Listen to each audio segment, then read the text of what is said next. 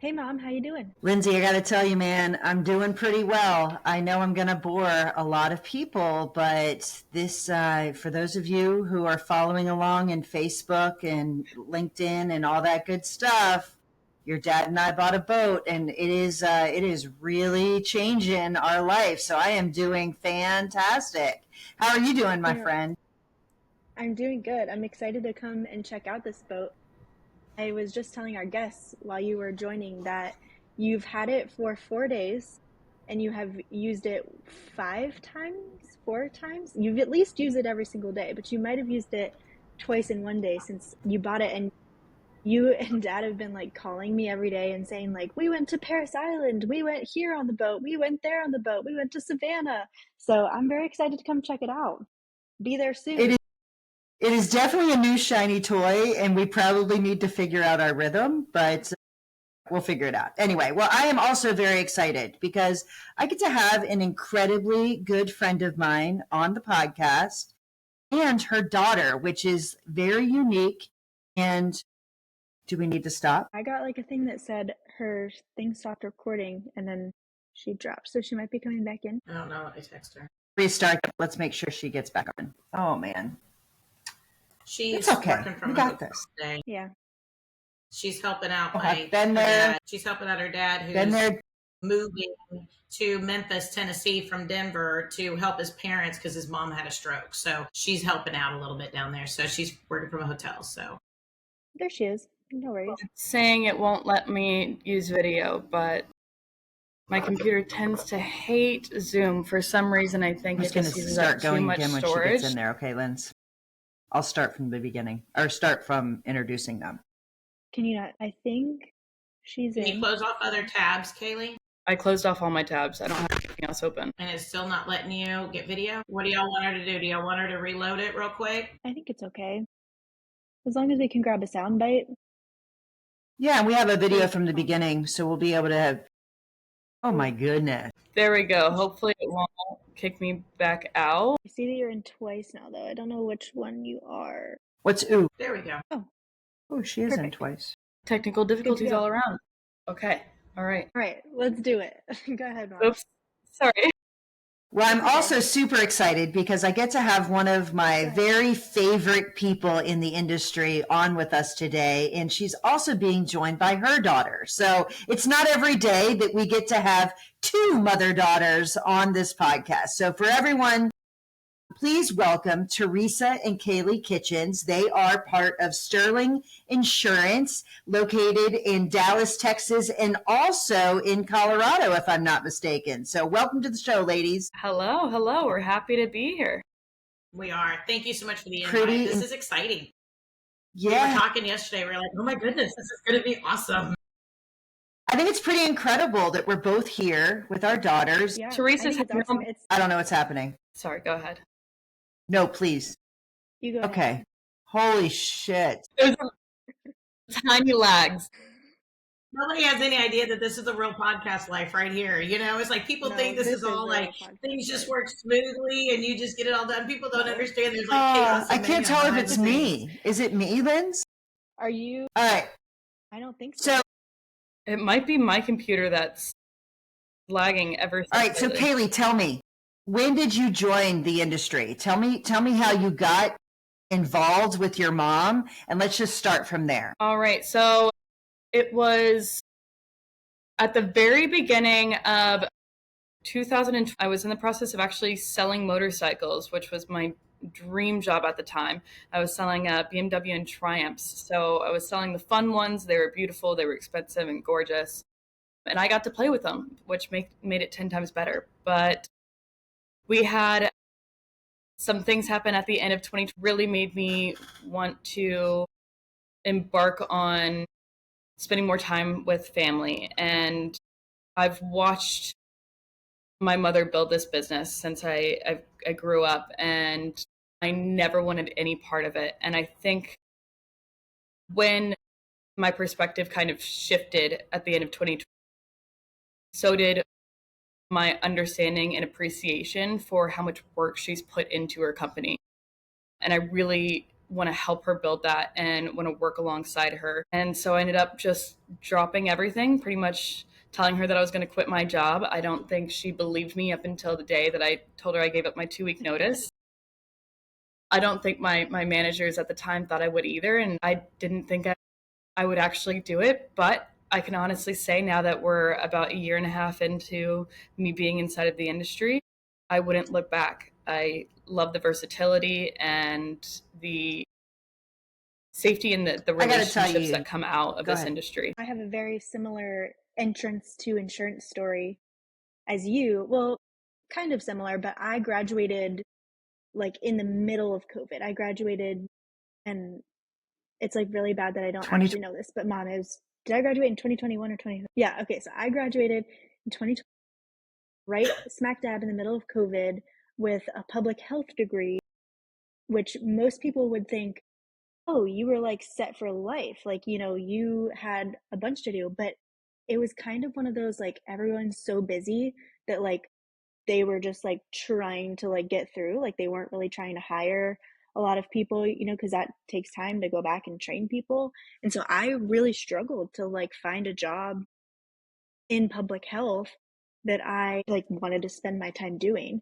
And so I, through my mom's connections, found the Big I of North Carolina, and it was one of the best decisions that I think I could have made, because up until then, my mom's worked in insurance for 15 years at that point. And through my entire high school, college, I'm like, there's no way I'm going into insurance. Like, that sounds so boring. Like, it's like watching paint dry. I would never want to do that in my entire life. And now I'm like, this is the best industry. It's the best kept secret in the world. So yeah, I totally relate to you there. Like, no one believed me when I said I was actually going to do it. But like, now that I'm here, it just makes so much sense. And I get to spend time with my mom doing things like this. It's super fun. We don't work together daily. Like, I don't work in her business, but we definitely get to spend time together, like travel and do stuff together, which is really fun. Well, I have to say, you know, when she came to me in October of 2020, we were sitting out at, what is it called, Kaleigh? Bojangles? We were getting pizza or something like that. Where was that in Denver? Bojo's. Okay, yeah. Great pizza. Awesome. She was definitely working me. I got to say, she took me to a great spot for lunch, and she goes, so I've been thinking. And I was like, no, we don't, because we had, like she mentioned, we had a family situation. I was like, we don't make big decisions during big family changes and, you know, whatever. And I was like, you know what? I said, we'll talk about it later. And that's kind of my gimme. I hate to put it this way. I'm like, we'll talk about it later. It's okay. We'll talk about it later. It's fine. Just, you're fine. She keeps bringing it up. And I'm like, we'll talk about it later. It's fine. So then over Christmas, she comes in town. And so I take her we're part of a cluster. So I take her to the cluster of central offices, and I'm like, put her in this big glass room, and I bring in people to talk to her about the insurance industry, and I put down a contract in front of her, and I lay out a plan, and I'm like trying to make it as difficult and as complicated as humanly possible, and seemingly scary in my opinion. And she's like, all right, I can do this. And I was like, what? No. And I was like, well, we'll talk about it later, right? So I'm just like, we'll talk about it later. So then all of a sudden in February, she calls me. I'll never forget. I was in the hotel room in Austin, because we have a location in Austin. And she goes, so I quit my job. I was like, I'm sorry, what? She was like, yeah, so I'm looking up places to get licensed. And she just took it and ran with it. And I think any of us that are in agency ownership love any team member that comes to us and says, this is what we want to do, and I'm going to do it. And, you know, especially if people come to us and say, I want to partner with your agency, but I'm getting into this industry and this is something I want to do. I just want to do it with you. I think is so powerful that I didn't have to pull it out of her. It was her choice. And I think for me, that was a huge telltale of what she was going to be able to bring to the table. Because I've always said she is really, I've made 2 really great hires in my life, and she is one of them. Without her being my daughter, she's tenacious. She gets in there. She takes action. She makes a phone call. She's like, I'll make that call. I'll do this. I'll do that. And I don't have to ask her to do a ton of things. And you know, Teresa, lots of people talk about nepotism in our industry. There's no 2 ways around that. There's a lot of family-run agencies, no question about it. And there's challenges when there's nepotism. There's challenges with what your current staff thinks. But I would also just tell you, that's been my experience with Lindsay. Their generation has this reputation, if you will, that they're not go-getters, that they're more about work-life balance or they're whatever. I got to tell you, she works harder than anyone I know, and she is not afraid to figure it out. Whereas some people want all the instructions handed to them. Well, you and I both know running a small business, you never know what you're doing and you have to figure it out. And that ability to be tenacious and really drive to find an answer is an invaluable quality that, again, it doesn't matter if you're related or not. But talk to me a little bit about what the reception was of your team, of your daughter joining the agency from both of your perspectives. You know what? Actually, I think I'm going to start with Kaleigh first. Like, how do you think that felt, and what did you guys do to make that transition work? Well, I think it came kind of naturally as far as them knowing exactly who I am. Anybody that knows Teresa has probably heard my name, and I'm thrilled about that. I love being a topic of conversation whenever it comes to involving her. But I think because of that and most of the team being a part of the business for at least 3 years, they had known kind of a familiarity with it. So the acceptance felt very natural and it felt very supportive as well. Didn't feel like anybody was going to question my work ethic or was going to roll their eyes at me or really think that I was just going to come in and take everything over, right? And that really helped me in the development of collecting my skills, especially when it came to me asking them questions when I had literally no idea what I was looking at that was in front of me. They were all very open to helping me and to teaching me. What do you think that was like, Teresa? Because that's a big step to listen. The culture of your agency and your team is something I think you fiercely protect. I think we all fiercely protect. Tell me what that was like, knowing that there could be some uncertainty with some family members coming in. So I think, number one, I think the conversation starts with the fact that I started the agency with my dad, and he was Allstate, and he wanted to go independent. And so, I started it with him, but he was not involved in the agency for the first 3 years of the agency's growth. Okay. So, but when we started, since he was with Allstate, I would literally go to him and say, so they say I need this E&O insurance. What is that? Because I didn't even have a license when I opened up the agency. Why in the world my cluster let me sign an agreement with no license? I have no idea. But I went to my dad and I said, so help me. And he said, I don't know. And I said, what do you mean you don't know? And he goes, I don't know. Allstate does all that. I don't do any of that. And I was like, oh, okay. And there was so much of when I first got into the industry that I felt like was just feeling around in the dark. I was asking tons of questions. I was emailing everybody I could, calling everybody I could to get answers. So when Kaleigh and I talked about this transition for her, I said, I don't want that for her. I said, number one, I am not going to be, and we all hear these stories, how somebody gets hired in a job and then they're just told to go wing it, right? Or they go sit with somebody for 2 or 3 days and they're supposed to know everything about the job. And we all know that in insurance, it takes every single day of our lives. I'm almost 21 years into owning this agency, and there's still a ton that I don't know. Every day I tell Kaleigh, I've never seen this before.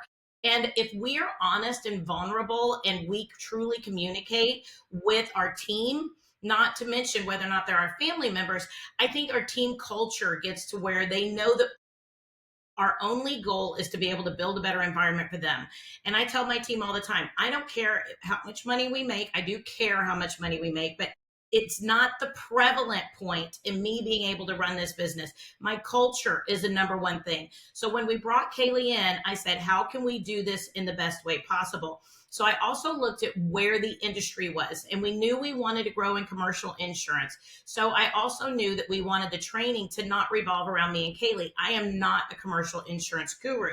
So I know much more about personal than commercial.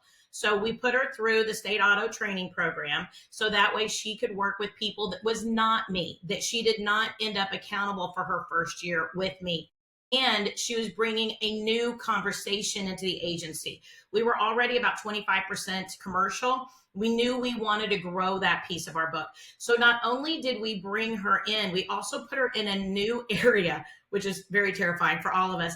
But we also got her the training and the backup and the friendship in somebody that's not me for her to ask questions to, because I didn't want to be that stopgap. We also created something that we call mom hat, daughter hat. And sometimes we're talking and she goes, okay, boss hat. And I'm like, okay, boss hat. And we're working on boss stuff. All of a sudden she's like, okay, mom hat. I go, okay, hold on. I'm going to take off the mom hat, the boss hat. Now we're going to put on the mom hat. And she's like, so this happened the other night. Let's talk about it. And it's really funny because it helps us to know, not blur a lot of lines, right? Because sometimes I think the confusion when you work with family is when you're a family and when you are coworkers. And I think that when we set those boundaries down, and I think our team has seen those boundaries. We are a virtual agency. Kaleigh works out of Denver, Colorado. I am in Dallas, Texas. We have agency team members in Austin, Texas. We've had agency team members in LA. We have them in the Philippines. We are on chat just like this, and a Zoom call all day long, so that way they can ask questions, so they get to know her, they get to see her working, they get to see that I'm not handing her anything. She has to earn it. She's not walking in with, the goose that laid the golden egg. She is earning it. In fact, I paid her, unfortunately, probably towards the bottom end of where most people come into this industry, because I wanted her hungry and I wanted her to say that she wanted more. And with that, she's done that. She stepped up. She's really done a great job with that. But we also said that we kept the culture of the agency the same. I think when people bring in the nepotism conversation, it's also that the rules apply to certain people and not to the nepotism dynamic. And I think if we say, no matter what, this is our culture, we're a team, this person might be my relative, but the reality is they are still going to have to earn theirs. They're still going to have to be a team member, and they get the same rights and privileges as everybody else. I think that's when the nepotism conversation is diminished. I think it's whenever it becomes too prevalent and they get certain gifts that other people don't get, that it really becomes a challenge with the team. But we did not do that. And just being fully transparent with the team was a really big part of making this so successful. The mom hat, boss hat, coworker hat, partner hat. For us, it would be the partner hat versus the mom hat. It's changed a little bit of our family dynamic. I don't know if you guys have had this, but my husband, Lindsay is on her own. She does not live with us. So my husband and I connect with her a lot. And here's the deal. Lindsay connected with me even when she was in college. I talked to her a lot. And, we've always been close. This has definitely kept us closer and given us something to work on. But my husband recently was like, listen, I get it. You guys talk all the time, but you are like talking about the personal stuff and the work stuff, and I'm getting absolutely nothing. Can you share our daughter with us a little bit? Which is kind of funny. So, we haven't figured out the coworker or partner hat and mom hat separation. At least he's feeling like it's a little different, right? It's kind of funny. Well, I agree. Kaleigh was just in town last week, and for work, we specifically flew her in for some specific work things, and we flew her into Dallas. And it's really funny. My husband works like 10 minutes from there, and it's her stepfather. And it's just really funny because he was like, so she gets in at 5:10. I'm getting off work. You don't want to fight with traffic. He's like, so I'll pick her up. And he goes, just to let you know, I get the first Kaleigh hug. And I was like, no. Do not hug her, because I get the first Kaleigh hug. And we had this whole discussion about who got the first Kaleigh hug. And he was so excited and proud because he was going to get the first Kaleigh hug because he was going to pick her up from the airport. So we fight over her a little bit, but I do want to talk about the personal lines, commercial lines, and the fact that you've carved something out, which I think is really important. And I also know you guys are actively looking to acquire in order to grow the agency. So how did Kaleigh coming into the agency fit with that overall plan? And lots of people say they want to acquire an agency, and it's not the easiest thing in the world to do, number one. And it's certainly not easy if you don't have a plan. So I'd love to just give our listeners a view into what that planning might look like. Yeah. So Kaleigh just finished the first year with the state auto training program. And so with that, she got her CLCS, she got some wonderful certifications, lots of good knowledge, wrote a ton of really good business, made some wonderful relationships. And with that, we had acquired an agency back in 2020. I put it off a little bit. We were supposed to close in March of 2020. That's right when COVID hit, literally. We decided to put it off a little bit. So we actually closed in October. But with that, that was a very good experience. It has worked really, really well for us. And it was with my first acquisition, I think the banking process and all that was, of course, new and interesting. Looking at another agency from a different perspective taught me what people would look at from my agency if I ever chose to sell. But then on the other side of it, I loved the fact that I was able to bring in 2 new team members with that acquisition. They knew the clients. It was a beautiful acquisition for us. I'm not going to say it was 100% smooth, but it's definitely been a beautiful acquisition for us. With that, now we're 3 years in, and having Kaleigh having gone through the commercial process, I started thinking through, well, is it time for us to also acquire? But I didn't want to take Kaleigh out of outside sales. She really loves it. It's something she does really well. I think she really enjoys the commercial piece. She does really help out on the personal lines as well as the commercial here and there. She didn't do a ton of it because with State Auto, you have to sign an agreement, a covenant that they don't do other things in the agency. So we tried very hard to make sure that we did not cross that line. But she has always jumped into anything that we brought her to the table for. So as we were looking around, I did look at 2 other agencies this year that had more of a personal commercial split. I was thinking it's not a big deal, maybe. And at that point, we had another commercial lines account manager. And I was thinking, oh, this other commercial lines account manager can just handle this, a little bit of a growth in the commercial, not that big of a deal. And then that commercial lines account manager that we had just ended up not really working out for us in that space. So we said goodbye, and that was great. And so in that process, though, over Memorial Day weekend, this other acquisition opportunity came in, and I was like, well, we'll see what'll happen. And it ends up that it's a full commercial lines book, no personal lines, and it's something that would take almost a person a little bit less than full time to be able to really manage. And so I was like, okay, well, what are we going to do? And I thought, well, Kaleigh has not done the service side of things. She loves the outside sales things. This is going to take her 3/4 of her time. She can still be out and about building relationships a quarter of the time, take one day a week, maybe 2 occasionally, still be able to build outside relationships, still go to her networking and her other activities that she does. But then she can take that over. And I really started thinking about the fact that we give her such a deeper view and knowledge about commercial insurance. Because like I said, we don't have a huge commercial insurance platform right now. So it would really make her that commercial insurance deeper, knowledgeable guru, right, in the agency. So I started talking to her about that, and we started talking. So then when we started having conversations with the current owner, I was like, Kaleigh, I'm gonna have this conversation with you, be on the call. So we would call Kaleigh, and then we would call the other owner. And then she's been in every single step of this process. And I've said, okay, this is what we look at. This is what we're doing. These are the questions. This is what and I would say, this is what you would be expected to do if you take over this book, right? So she is, now that she's done with the commercial State Auto program, she's going to be out and about doing a little bit of sales, but she's going to be digging deeper into these policies.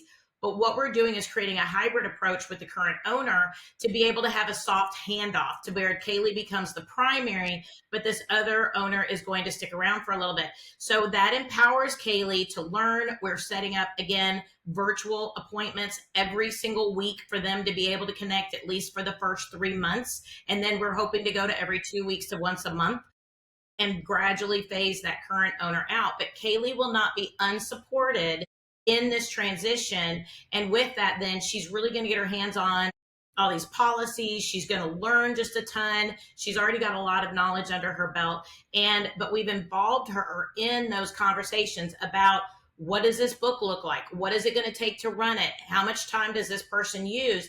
We've even created a plan moving forward on how to make it to where this person kind of supervises her, and then she does all the day-to-day work. So that way the clients get to know Kaleigh, but the other owner is still going to stick around, going to have an email on our platform, a phone number on our platform. That way this person can still be delegating work to Kaleigh, but the key is they get to know Kaleigh in that process. So it'll be a soft handoff. So I think that being a part of that and pushing and pulling it with Kaleigh and with the current owner is what hopefully will make this a really super successful endeavor for the clients and for Kaleigh and for the current owner. Kaleigh, what do you think like the most surprising part of that entire, or what has been just really cool about doing that? Like, what's been your favorite part, the entire process? I think it's got to be seeing how different people run their agencies. I mean, obviously we are virtual, but I know of other agencies that are still come in every day, still have a typical setup for an office. And then I get to see the woman who we're taking the acquisition from, who still works off of an Excel spreadsheet. A company or an agency itself can still sufficiently run off of an Excel spreadsheet, I think is going to be really interesting to dive into and to really connect with her clients themselves and to build off of that relationship and get to expand their protection connection.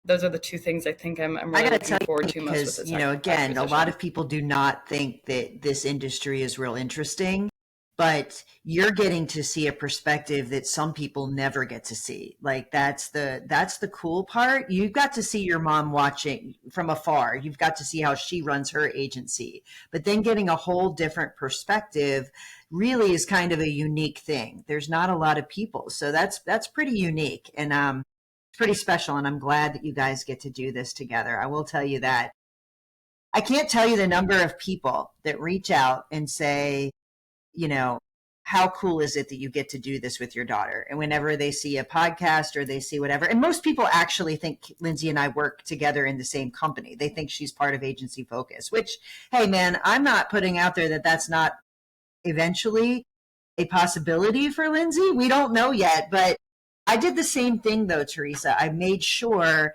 Lindsay was getting introduced to this industry by more than just me. That's part of why even to do this podcast is because she gets to talk to a whole bunch of people, ask her own questions. She's worked for INC. She now works for a network, and she's surrounded by incredibly bright people that can give her a perspective that I can't do that. And I think it's really cool that you've been able to give Kaleigh a perspective that many people who are inside their family agency may or may not be able to get that. So it's pretty rewarding to be able to do it. And I've often said, I don't care if anybody listens to our podcast. I just like that we get to spend time together and be able to do this together, which is kind of cool. I truly do actually care if people listen to our podcast, but that is the best part, right? So I do want to. It is. And I've told her everywhere, because I try to take her places, introduce her to people. Like I said, she was just in Dallas last week. We had a cluster meeting with our cluster. And I was like, hey, have you met Kaleigh? Hey, have you met Kaleigh? Not only because I think she's amazing, because I do, but at the same point, I want her to have other people that she can call if something goes wrong. I always say, if I'm hit by a bus tomorrow, what would happen? And I think there's so many agency owners out there that don't have a perpetuation plan. And I'm not going to sit here, and I told Kaleigh even last week, I told her, I said, if you don't want to do this, there is nothing that it will not impact our life at all. It will not impact our relationship if you choose to leave the insurance industry. And I tell her that probably way too often, but I don't want her to feel like if I go out there and if we're acquiring and if I teach her all these things, and if she honestly doesn't enjoy it, I would never hold her hostage. And I think the nepotism conversation also comes in sometimes when people feel like they're trapped. Oh, I can't let my dad down. I can't let my mom down. I can't let my kid down. I can't let whatever down, right? Uncle, whatever. And I think that if we remove that burden from that conversation, we need to make sure that they have other resources. If she chooses to go to work for a carrier, if she chooses to go work for an organization, she's free to do that with a lot of notice. But I'm just kidding. But anyway, but I would love her. I want her to find her own voice, whatever she chooses to do. And I think that's what every parent wants for their child. Yes, I want her to love the insurance industry as much as I've come to love the insurance industry. But if she doesn't, I want her most and foremost to be happy. And if she is in a job and in an industry that she hates because of the fact that I'm her mom, that's really just not going to work for me. And with that, we have to want them to meet other people. If people say, hey, let's go on out and have a happy hour after a meeting, I'm like, let's go, let's talk, let's do this, right? I'm like, let's talk about how are you doing business? Let's talk about what systems you use. And then we come back and sometimes I'm like, hey, we're going to do a demo on this system. Do you want to sit in on it? We just moved over to Agency Zoom for our CRM. I'm like, come join this meeting. But I make that available for most of my team members too, not just Kaleigh. And I think with her having the other people to talk to, it lets her know that it's not just me and her in this, that it's her career. It's not just her being with me in my career. And I think that that's just super important for us to be able to let our Well, I know your family know went through an if they are in the incredibly industry. tragic loss, and I'm glad that something good came out of that. I'm really glad that it brought you two closer together. You're now working together. I think of you all the time because I cannot imagine what that's like for either one of you. And I love that you came on here and shared your story. And I got to say, I super love a mother-daughter duo in the industry. I think that there's not enough of us. So for those people out there that are thinking about doing it, I love that you've shared the approach that you used, that, that your daughters watched you from afar and been able to follow in your footsteps in her own way, not the exact footsteps, but find her own way with you as a guide. So thank you both so very much for coming on the podcast. If someone wants to reach out to you, Teresa, I think they know, but let's give them how they could go about doing that. And then Kaleigh, I'd love for you to do that as well, because here's the deal. There is a new generation in our industry, and I would love for those people to connect as much as possible. And so anyway, Teresa, how can people reach out to you if they'd like to find you? Yeah, so there's multiple different ways. You can always just look me up at Sterling INS Now. That's our Sterling Insurance Group in Dallas, Texas, technically Plano, but look us up there. I'm also on Facebook, Teresa Kitchens. I am in lots of different groups. You can also look me up on LinkedIn. And then, of course, there is the Power Women in Insurance podcast, where we talk to women all over the country. And we've actually been chronicling Kaleigh's journey the last 18 months in the industry. What were her fears in the beginning? What has she been able to overcome? What has she been able to accomplish? And, what is now looking back? What does she wish she did differently? And we go through this whole, what is it like to work with your mom? And we kind of chronicle all that too. So however people want to reach on out, Kaleigh and I are open books, probably a little bit too much some days, but we are always here to help anybody in their insurance journey with any questions. And if we don't know the answers, we go out of our way to make sure. Kaleigh, how can we reach you? If there's people out there that are just starting in the industry and they love the energy that they feel when you talk about it, I got to tell you, your face lights up when you talk about working with your mom, which is a pretty cool thing. So if they want to reach out to you, how can they reach you? Thank you. Yeah, I always love to chat with people about the industry. I think it's going to be changing over time, and you're right. There's a new face and a new generation entering it, and might as well get out there and connect with one another. But LinkedIn is always a great place. Kaleigh is spelled a little bit differently. Thank you, Teresa. It is Kaleigh.